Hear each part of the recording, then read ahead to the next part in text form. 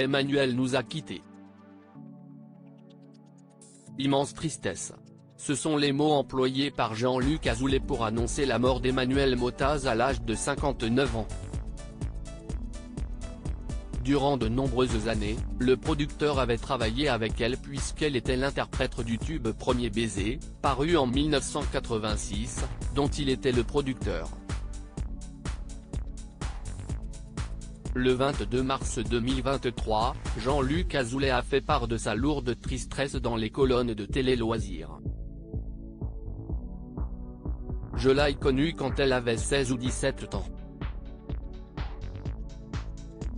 Elle était très fan de Dorothée et venait à ses spectacles.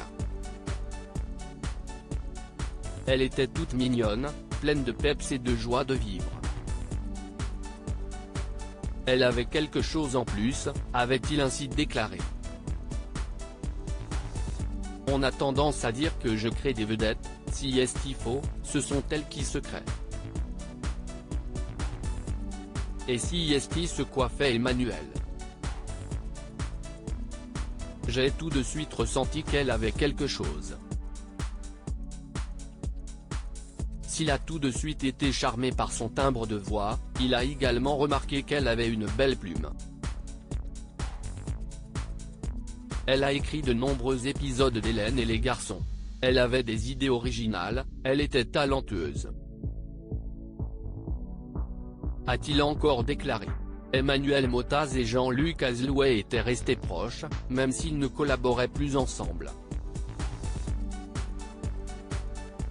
Jean-Luc Azoulay, elle avait une volonté formidable de vivre, de ne pas se plaindre d'ailleurs, le producteur en a profité pour faire des confidences sur son état de santé qui était préoccupant ces derniers temps.